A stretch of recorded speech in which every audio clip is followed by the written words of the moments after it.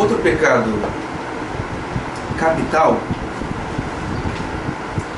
é a ira. A ira. Também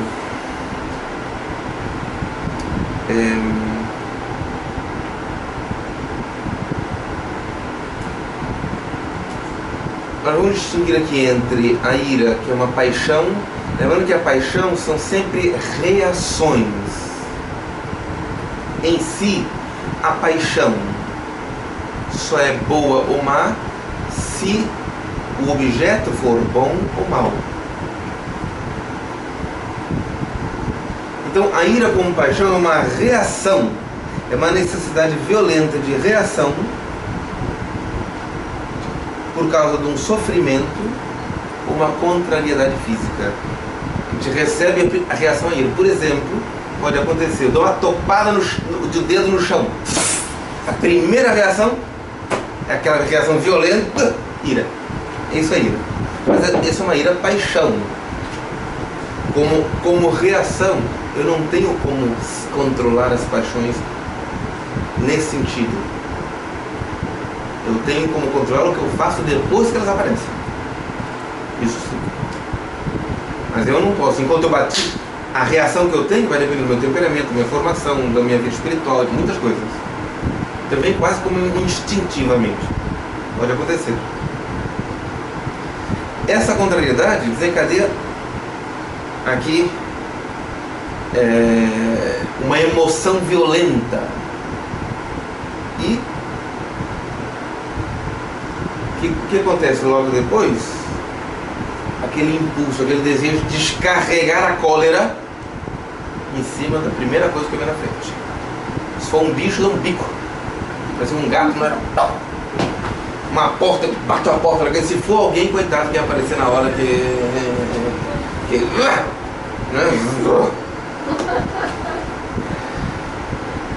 O Tanqueray é interessante, ele apresenta, olha, essa cólera, normalmente, ela se origina em dois tipos de cólera. Isso vai depender muito do temperamento das pessoas. Ele chama aqui de cólera rubra. Sobe aquela, o pescoço chega a inchar, né? As veias vêm pra frente, sai de baixo. Quem aparecer na frente, sai de baixo.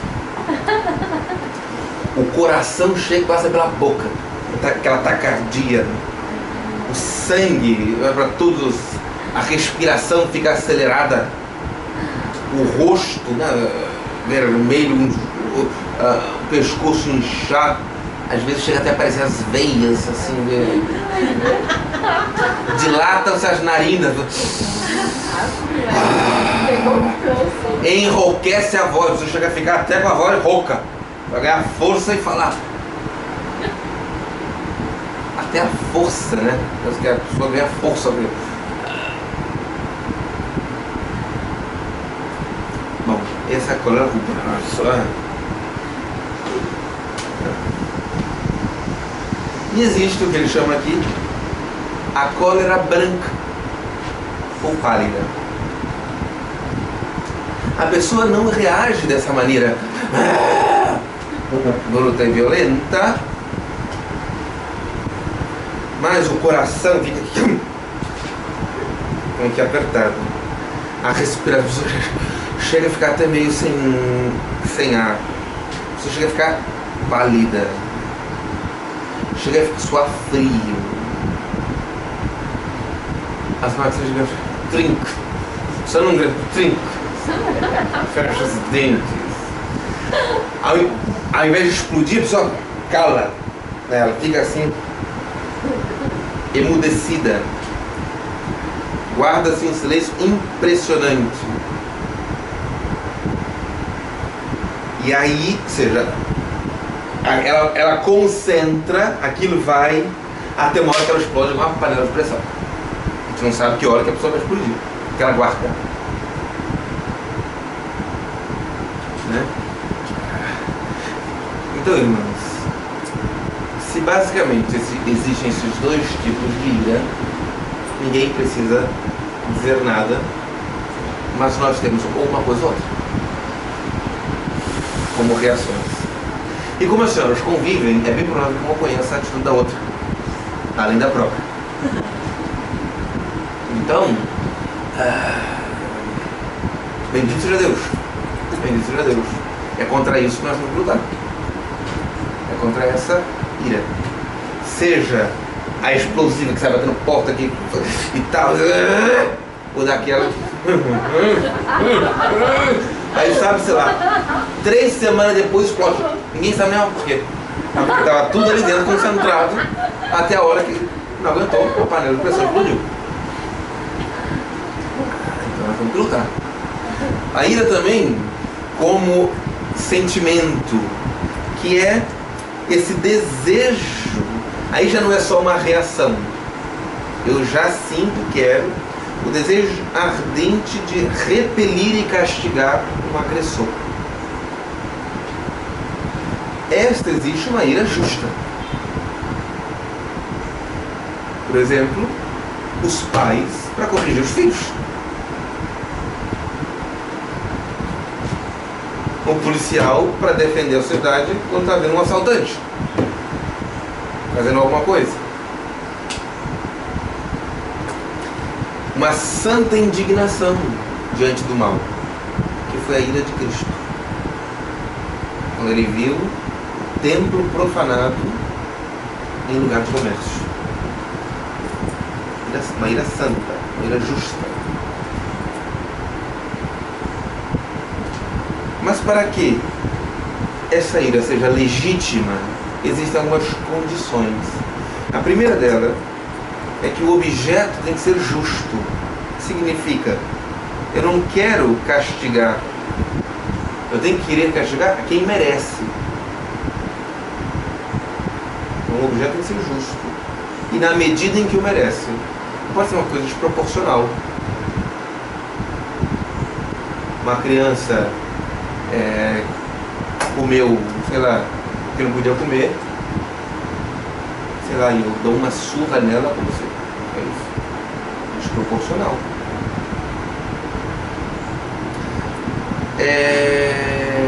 Por isso que essa ira tem que ser moderada, ou seja, ela tem que ser proporcional ao mal que está sendo feito, ou foi feito.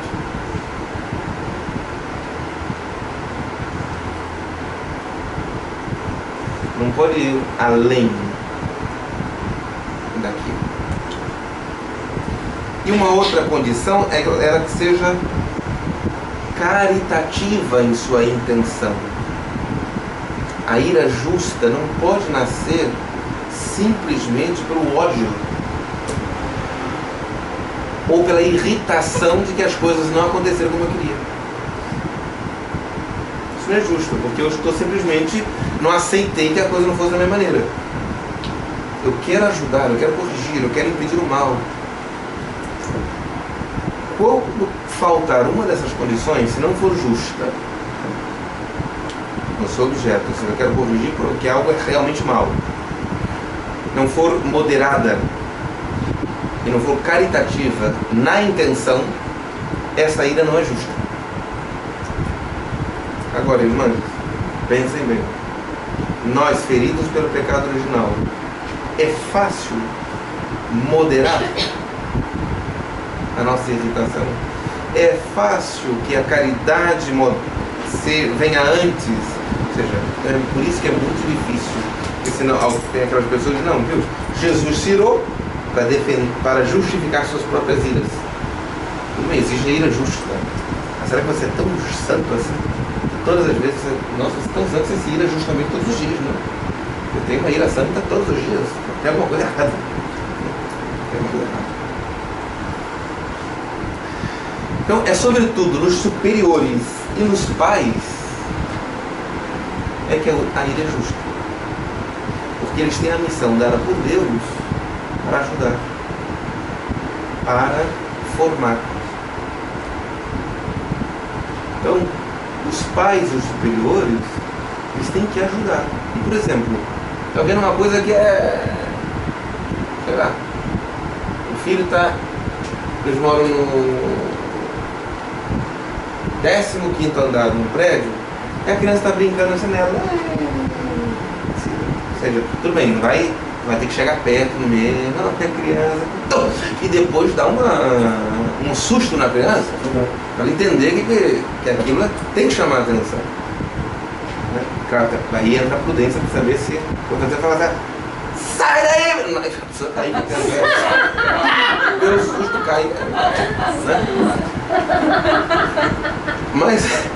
Mas e os superiores também, porque, por exemplo, estão vendo, vamos imaginar aqui,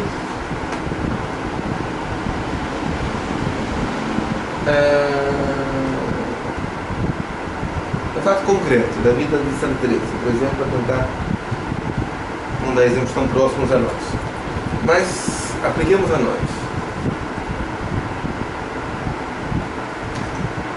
Em determinado momento, ela tinha o padre Graciano, que é um grande pai espiritual para ela. Mas ela começa a perceber que uma religiosa começou a ficar apegada ao padre.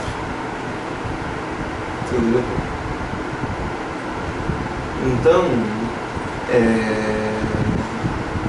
ela tem que agir. Não precisa ser imediato, ela tem que perceber até que ponto pode ser uma direção, pode ser. Mas se ela não aceita, não, porque é o único que faz um bem com a minha alma, é o único que pode. Aí dentro pode entrar uma palavra forte. Não posso. Tudo bem, aquela alma. Não criar apegos. Não podemos criar apegos. Mas nós nos entregamos a Cristo para que nosso coração seja todo dele. Ninguém tem o direito de tomar posse do nosso coração, nem o santo. Viva o nosso lado. Só Cristo. Só Cristo. A própria Santa Teresa também, em determinado momento, lembra daquele caso, quando ela foi se tratar, ficou muito doente durante muito tempo, na casa de uma irmã sua, passou vários meses lá. Tinha um padre na cidade que ninguém se confessava com ele. Ninguém. Por quê? Porque ele vivia amancebado com uma mulher. E todo mundo sabia. E Santa Teresa, enquanto estava ali, semanalmente ia se confessar com ele. E orientar sua alma. Por quê? Ela percebeu, mesmo ele sendo um pecador, ele era prudente nos conselhos. Ela dizia que entre um confessor sábio e um confessor santo, ela preferia o confessor sábio. Porque ia dar bons conselhos para a sua alma. É óbvio que a santidade leva consigo a sabedoria, mas é só para a gente entender. Em determinado momento, no confessionário, sempre no confessionário, de grade, ela ajoelhada e ele pergunta: por que a senhora vem se confessar comigo? A senhora não sabe quem eu sou? Sei muito bem. E por quê? Aí ela explica. E chega em determinado momento que, pela alma dela, pela santidade da alma dela, ele começa a se converter. E ele entende que ele está num pecado gravíssimo. Só que ele quer libertar-se desse pecado e não consegue. Não consegue. A mulher é uma feiticeira. Inclusive, ele andava com um feitiço amarrado no pescoço que ela tinha colocado. E ele não conseguia nem arrancar aquilo. E então, ele conta isso para ela e ele começa a pedir ajuda na empresa. Me ajuda, me ajuda. E ele pede, abre a batina e pede para ela arrancar. Ela arranca e depois joga no rio. Ele se converte, se confessa, abandona o pecado, recomeça a vida espiritual. Mas depois, ele fica apegado a ela. Quando ela percebe, ela acabou-se. Não se confessa mais. E ela tem que ser dura com ele. Tem que ser dura. Porque ele já estava apegado a ela. E outro que é interessante, como ela queria que as suas filhas fossem mulheres fortes. Tem até uma cena dessa do filme que é muito interessante aqui em Santa Teresa. Elas estavam costurando, fazendo uma coisa assim, roda, e cada um tinha que ser do seu material para poder fazer e tal. Aí chega uma, ai, você pode me emprestar essa tesourinha? Santa Teresa. Aí entra a ira justa. Eu quero minhas filhas como varões fortes. E deu uma. Ela tinha um carinho especial porque ela queria, né? Como todo mundo. Bom, então, nos superiores, nos pais, é necessário muitas vezes, nos bispos com seus padres, nos padres com seus paroquianos, às vezes é necessário chamar a atenção. É claro que aí entra aquela questão, é justo o que eu estou falando, ou é só porque eu não gosto?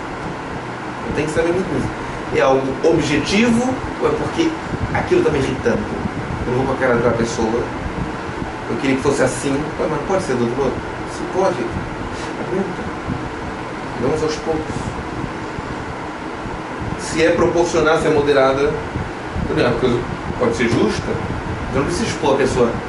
Chega o padre lá na prova. Olha que eles têm uma coisa muito séria. A dona Maricota que está aqui sentada na primeira. Não, eles expor a pessoa para todo mundo. Isso é desproporcional. Desproporcional. Eu vou direto na pessoa. A não ser que seja uma coisa pública para todos. E caritativo. A finalidade é a caridade. É o bem da pessoa e o bem de todos.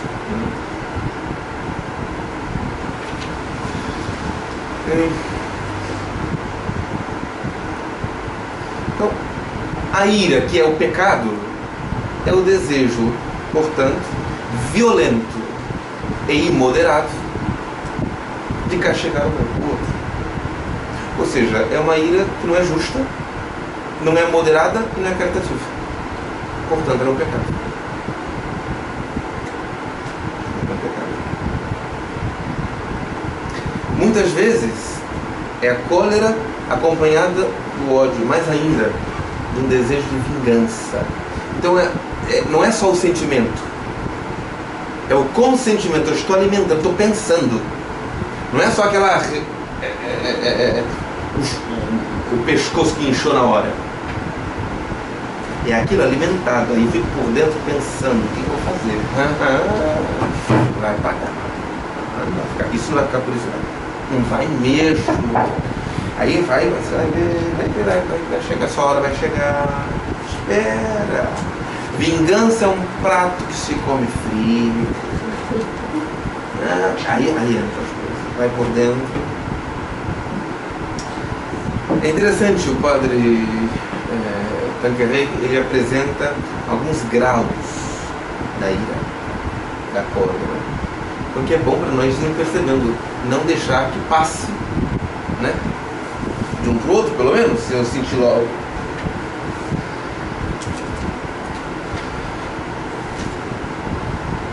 O primeiro grau é aquele grau da impaciência. É a impaciência. É aquele mau humor direcionado a determinada pessoa ou a determinada circunstância. Primeira coisinha é aquela cara, né? Há um forinha básico, uma virada de cara, um fingir que nem ouviu, passo direto. É impaciência.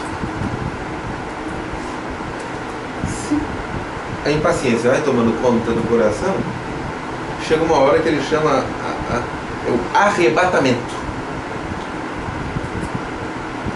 que faz com que uma pessoa se irrite sem medida, né? Aí entra aqueles gestos no ar, e tá, já começa os arrebatamentos. Passou simplesmente da impaciência e do mau humor para reagir. Aparece. Tá bom. aquele fala de costas, aquela coisa que mata. Às vezes, aí já vai chegando, vai até a violência e traduz-se até em golpes.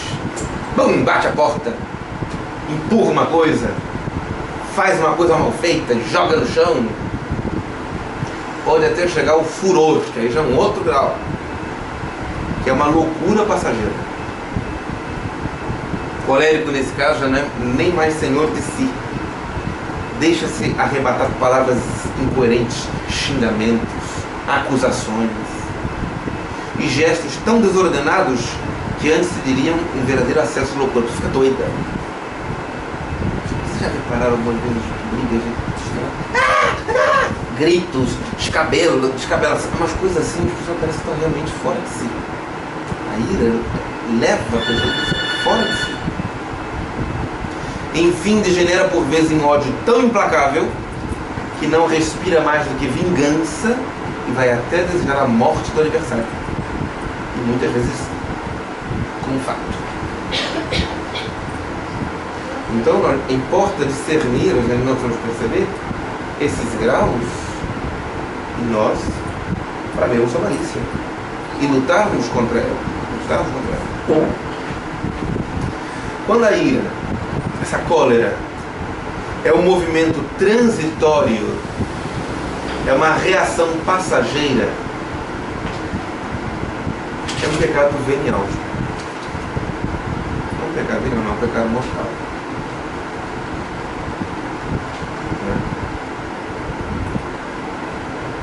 Às vezes, uma palavra brusca, uma resposta, tá? É um pecado. Mas se é transitório, da paixão como mera reação, é um pecado venial. Ou seja, é pecado, mas não chega a matar a graça, destruir a graça. Vai enfraquecendo a ação da graça, da caridade na alma.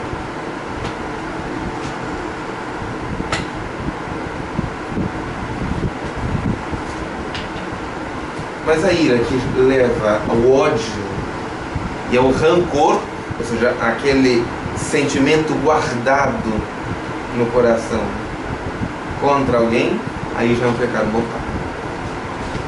É um pecado mortal. É nesse sentido que nós escutamos nosso Senhor dizendo no Evangelho: todo aquele que se irar contra seu irmão será réu no juízo.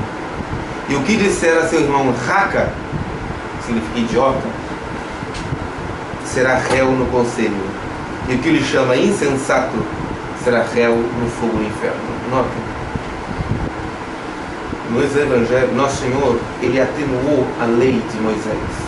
Tinha mais de 600 leis. Muitas coisas. A lei nova, a lei da graça, a lei de Cristo, atenuou aquelas leis. Ele não podia comer carne de porco, não podia isso, não podia aquilo. Ele atenuou todas as leis materiais, mas em dois pontos, ele não só não atenuou, como foi mais radical: a caridade e a castidade. Por quê? Ele diz: ouvistes o que foi dito. Vamos ouvir. Ele ouviu o próprio Senhor. O sermão da bem-aventurança.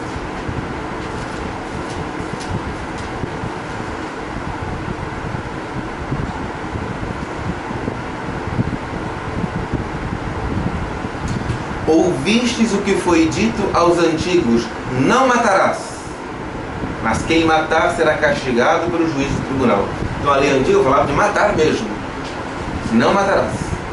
Mas eu vos digo: todo aquele que se irá contra seu irmão será castigado pelos juízes. Aquele que disser a seu irmão raca será castigado pelo grande conselho. Aquele que lhe disser louco será condenado ao fogo da geena. Se estás, portanto, para fazer a tua oferta diante do altar e te lembrares de que teu irmão tem alguma coisa contra ti, deixa lá a tua oferta diante do altar. Vai primeiro reconciliar-te com o teu irmão, só então vem fazer a tua oferta. Entra em acordo sem demora com o teu adversário enquanto estás em caminho com ele, para que não suceda que te entregue ao juiz e o juiz te entregue ao seu ministro e sejas posto em prisão. Em verdade te digo, dali não sairás, antes de teres pago o último centavo. Então, a lei de Moisés falava de matar. O Senhor fala até de sentir raiva. Não matarás é mais profundo.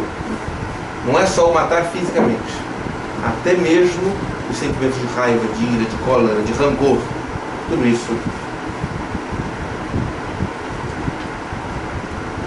Bom, São Gregório Magno diz que a ira é um dos grandes obstáculos ao progresso espiritual. Sem paciência, não avançamos. Então, lembramos que a via purgativa, que nós falávamos, a primeira conversão da alma, o que Deus quer fazer conosco é almas castas e pacientes.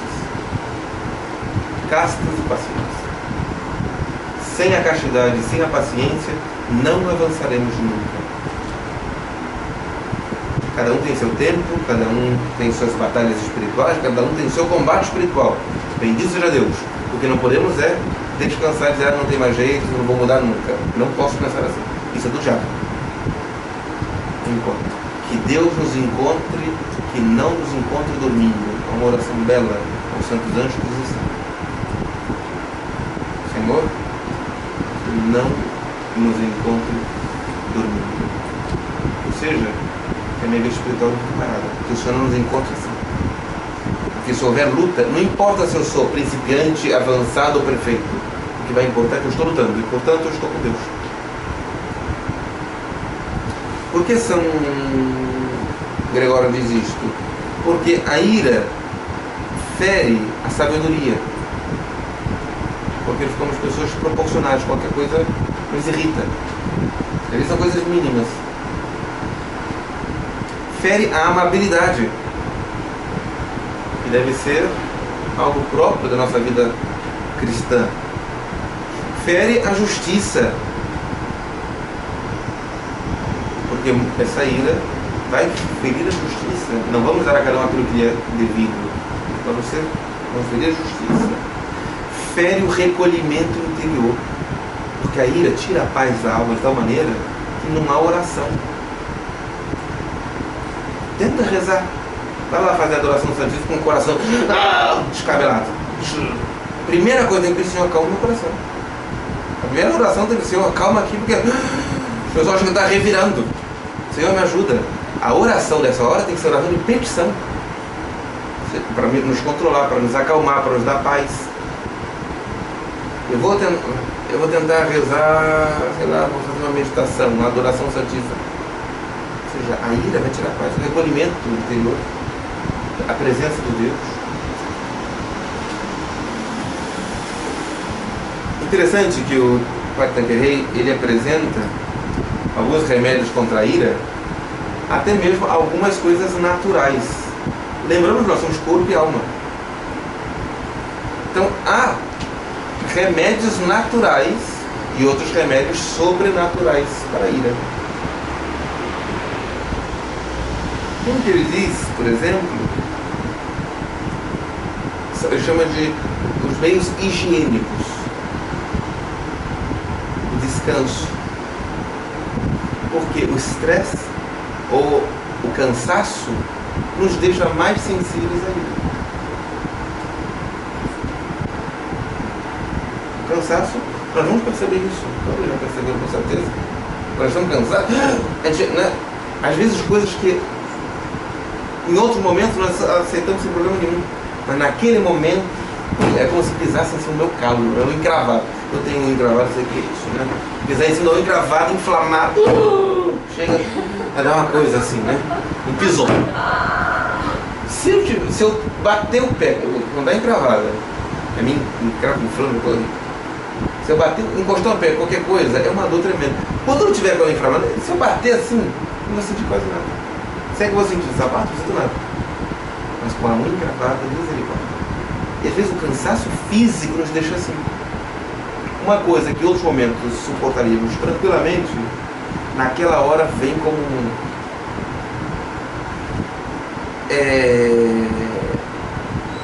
uma boa alimentação.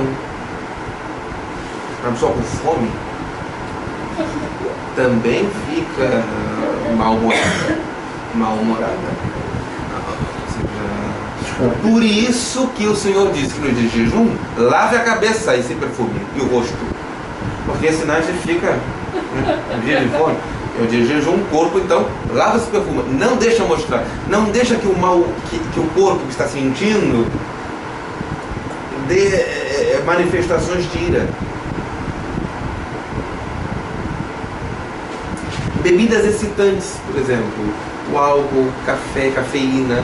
Às vezes todas essas coisas podem deixar-nos, se a pessoa está tensa, agitada, cansada, toma um café, se um café forte, nossa, a pessoa fica elétrica. Tem gente que... É coisa interessante, por exemplo, lá na Europa, nos Estados Unidos, aqui não tem. Existem refrigerantes descafeinados, Coca-Cola descafeinada, sobretudo para as crianças. Porque lá, aqui se toma muito refrigerante, lá não é tanto assim. Mas eles percebem que as crianças ficam mais aceleradas quando tomam uma Coca-Cola. É que nós tomamos, aqui a gente toma tanto café, as pessoas tomam tanto refrigerante, que não percebemos os efeitos já. É muita cafeína. Às vezes chá preto, coisas que tem cafeína, deixam mais... Então, se eu percebo que eu estou mais... diminui aquilo que é cafeína, também ajuda a não deixar o corpo mais propício à ira.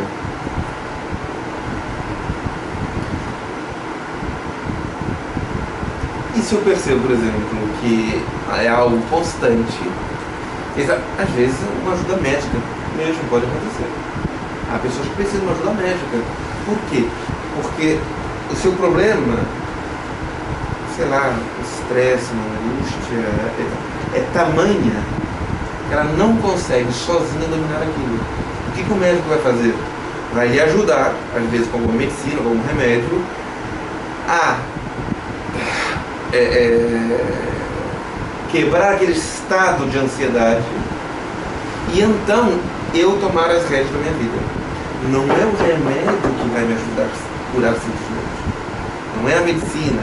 Ela vai me dar, sobretudo, por exemplo, uma ajuda psiquiátrica. Não vou psiquiatra porque é coisa de doido. Também, mas não é só. Não é só para todos, é para ajuda psíquica.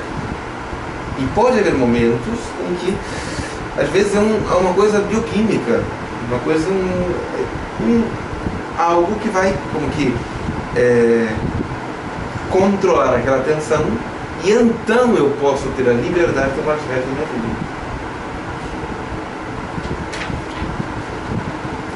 As depressões, pânicos, podem ter em algumas pessoas a reação às pessoas que a depressão só deixa a pessoa lânguida. Também, isso é um aspecto. Mas há outras pessoas que fazem o contrário, ficam irritadiças. E sem perceber, Agora tem alguns psiquiatras chamando a síndrome de Bornai, que é exatamente uma que afeta muito o clero, que é pelo ativismo, faz, não descansa, não tira férias, não tira descanso. Aquilo chega uma hora, super irritados, estamos explosivos, estamos gritando com todo mundo, estamos tal, impacientes, nada. Aí começa a vir doenças físicas, mal porque a imunidade cai, etc. Então, às vezes o médico vai falar, olha, calma. E os remédios morais e sobrenaturais, né? Que é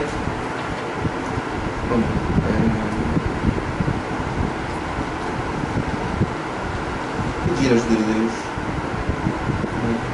dá-me paz, Senhor, dá-me paciência, dá-me paciência. A oração de São Francisco é maravilhosa. Pedindo ao Senhor essa força, recordando, por exemplo, as palavras do Pai Nosso, perdoai as nossas ofensas, como nós perdoamos aqueles que têm ofendido. Eu ouvi falar da história da Imaculée Elijabisa. É difícil pronunciar, é uma é uma africana de Ruanda, em que o país dela entrou numa guerra civil tremenda, monstruosa, matava com facões, uma coisa. Aquilo foi uma infestação diabólica, poção diabólica primitiva. Foi um caso da história de uma coisa absurda. A história de Mané é uma história recente, dos anos 90. E esta Immaculée, ela ficou quase um ano refugiada no banheiro de uma casa do pastor anglicano que era dessa outra raça. Então ela estava protegendo. E o que a salvou foi o terço. Foi a oração do terço. Só que ela passou meses sem conseguir rezar o Pai Nosso inteiro. Porque ela teve familiares e amigos assassinados de maneiras brutais. Então, quando chegava essa parte do Pai Nosso, perdoai-nos as nossas ofensas, assim como nós perdoamos a quem nos tem vindo, ela pulava, ela não rezava. Ela não conseguia. Depois, ela percebe que a própria oração foi como que ela percebe que ela tinha que perdoar. E ela escreveu um livro contando essa história. Ela teve há uns 3 anos aqui no Brasil, lançando esse livro em português, interessante, contando a história da conversão e da luta, da ira que ela tinha, da raiva, do ódio, dos rancores, através da oração do Rosário. O Rosário como uma oração da paz. Foi o que Nossa Senhora de Fátima reza no terço todos os dias para que o mundo tenha paz. Deus concedeu ao Rosário uma graça de paz, de pacificar as almas, de pacificar as famílias, de pacificar as comunidades religiosas, de pacificar as paróquias e mais, ela disse o mundo.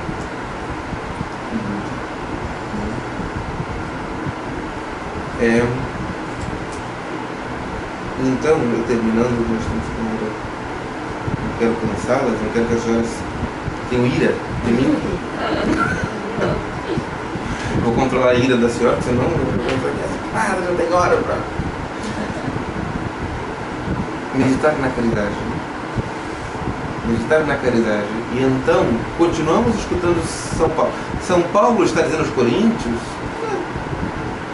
invejas, iras, tudo isso. Deus está dizendo. Ele vai dizer o que é caridade. Ainda que eu falasse a língua dos anjos, dos homens e dos anjos, se não tiver caridade, sou como um bronze que soa, ou como um símbolo irretível. Mesmo que eu tivesse o dom da profecia e conhecesse todos os mistérios e toda a ciência, mesmo que tivesse toda a fé, a ponto de transportar montanhas, se não tiver caridade, não sou nada. Ainda que distribuísse todos os meus bens em sustento dos pobres, e ainda que entregasse o meu corpo para ser queimado, se não tiver caridade, de nada valeria. A caridade é paciente, a caridade é bondosa, não tem inveja, a caridade não é orgulhosa, não é arrogante, nem escandalosa, não busca os seus próprios interesses, não se irrita, não guarda rancor, não se alegra com a injustiça, mas se rejubila com a verdade. Tudo desculpa, tudo crê, tudo espera, tudo suporta. A caridade jamais acabará, as profecias desaparecerão, o dom das línguas cessará, o dom da ciência findará, a nossa ciência parcial, a nossa profecia imperfeita. Quando chegar o que é perfeito, o imperfeito desaparecerá. Quando eu era criança, falava como criança, pensava como criança, raciocinava como criança. Desde que me tornei homem, eliminei as coisas de criança. Hoje vemos como por um espelho confusamente, mas então veremos face a face. Hoje conheço em parte, mas então conhecerei totalmente como eu sou conhecido. Por ora subsistem a fé, a esperança e a caridade, as três. Porém, a maior delas é a caridade. Então, Isso também pode nos ajudar a meditar sobre este ponto na luta contra a ira.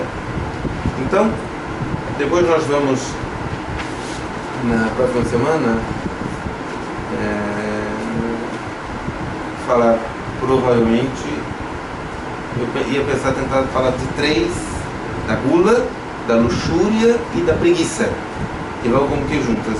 Mas se não der, eu já vi que 2 aqui já fizemos bastante, falaremos da gula e da luxúria. Estão intimamente ligadas. A preguiça também, mas se não der, a gente deixa a preguiça para depois. Se a gente ficar com preguiça para falar de preguiça, a gente deixa a preguiça para depois. Não sei se tem alguma pergunta, algum comentário.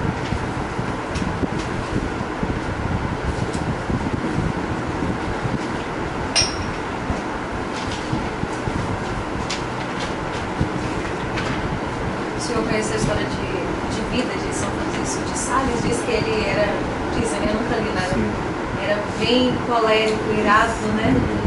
E é conhecido como Santo da Mansidão. Exatamente. Ele trabalhou bem essa ira. Exatamente, porque é ótimo. São Francisco de Sales, o seu defeito dominante era a ira. O seu defeito dominante era a ira.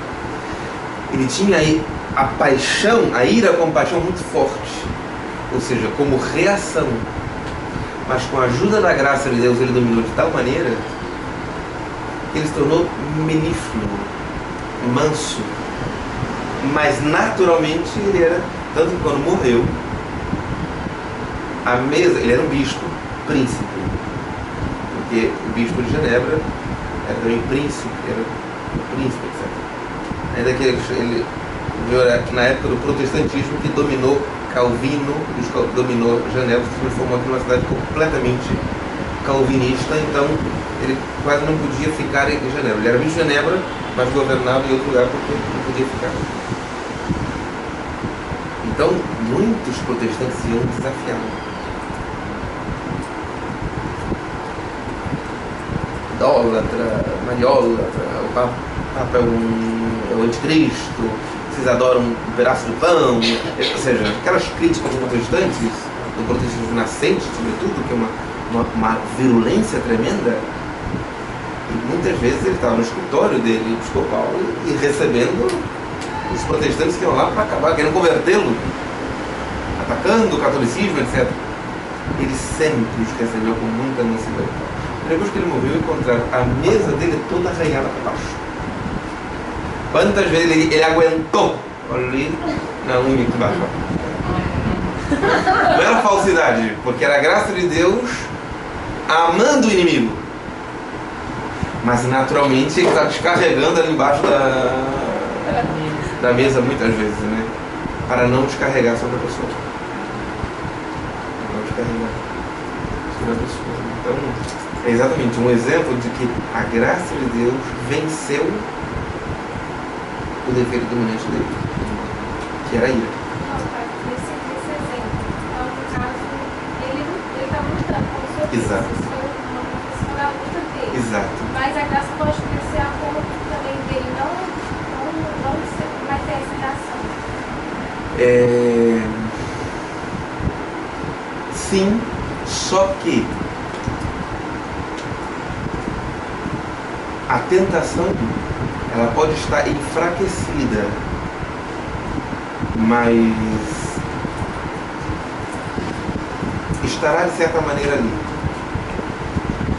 Mas sim, nos avançados, e sobretudo nos perfeitos, na linguagem de Santo Tomás de Aquino, realmente ele já não sente mais esta reação inicial da paixão de controlar aqui na unha. Porque realmente ele, na via unitiva, o coração está tão unido a Cristo que a primeira reação já é a vitória da graça sobre a carne. Então a primeira reação já como algo natural é o amor ao próximo, inclusive ao inimigo. Então realmente a senhora tem razão. É o que a senhora Teresa vai falar no castelo interior, que quando a alma entra no castelo, ou seja, começa a ter vida interior, e vai crescendo, vai lutando, entra junto vários bichos junto com ela. Que bichos? São esses os nossos defeitos. Só que quando ela chega já na terceira morada, os bichos estão ali, mas já não picam mais, já não estão mais como aquela coisa infestando.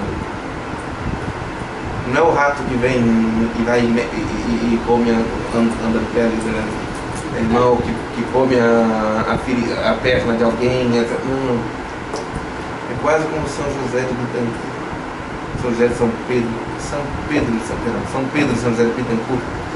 É um santo religioso franciscano, que no século XVI aqui no Panamá, na América Central. Ele era um místico tremendo.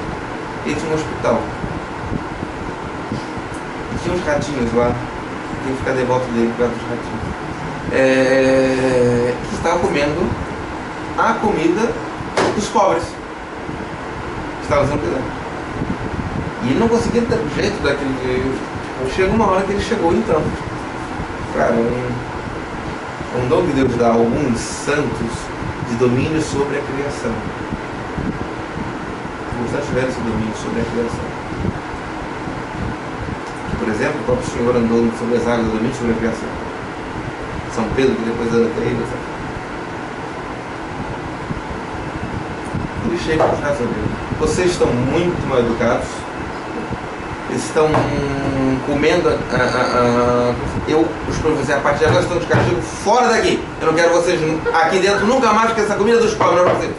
E saiu à vista de todos. Os ratos foram embora em fila, saíram do hospital e foram embora. São Pedro e São José Bittencourt. Um dia ele. São Martinho de Porres. Aí é diferente.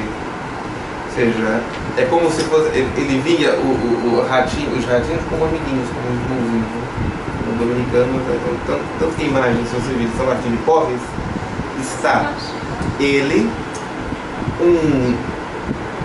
uma tigela de leite, onde tem um cachorro, um gato e um ratinho bebendo leite. Eu não chegaria a essa. Mas, não sei porque esse exemplo, é só para dizer que. Sim, no início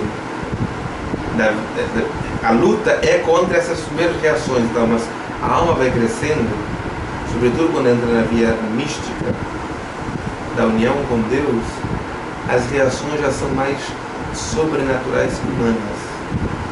Já não são mais os apetites só que guiam, a alma é tomada de tal maneira por Deus, os dons do Espírito Santo, nós vamos falar depois sobre os dons e os frutos do Espírito Santo, guiam a alma de tal maneira que realmente as primeiras reações já não são mais, mesmo que eu defenda o domínio. Por isso que São Francisco tornou essa doutora da mansidão. O Senhor fala dos violentos entrarem no reino do céu, é nessa primeira fase, então.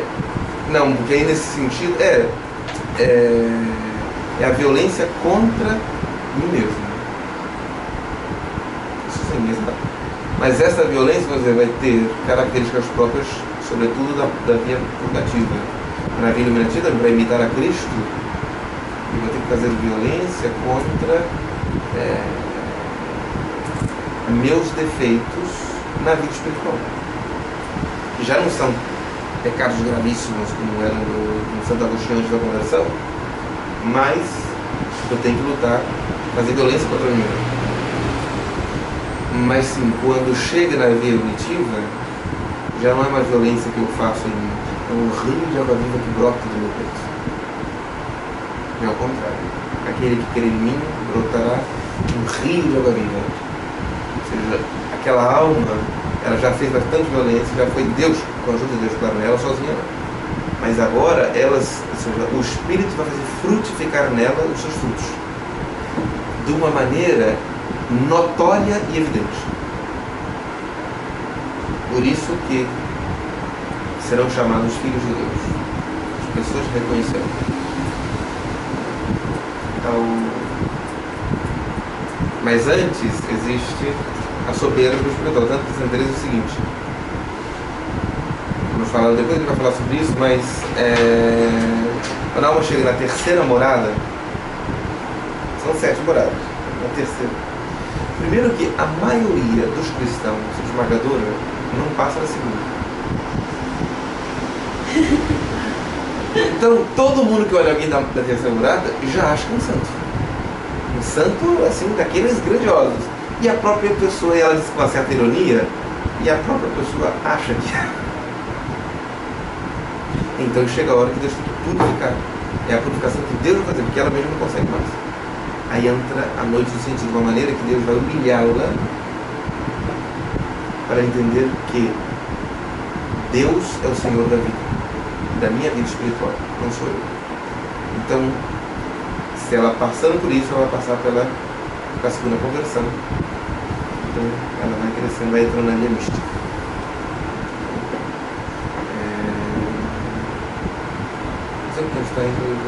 Mas é isso. Depois ele vai falar, depois que nós vimos. Primeiro vamos ver tudo por partes: pecado, luta contra o pecado, as virtudes e a vida de oração, os dons e os frutos do Espírito Santo, e depois nós vamos ver tudo isso acompanhando as moradas do castelo interior. Nós vamos vendo, terminaríamos com o castelo interior, então faríamos esse percorrido: pecado, virtudes, oração, dons, a ação expressando dons e frutos do Espírito Santo, e depois, olhando tudo sob o prisma do crescimento espiritual, veríamos as moradas do castelo. E aí terminaríamos esta formação assim, da vida espiritual como um todo.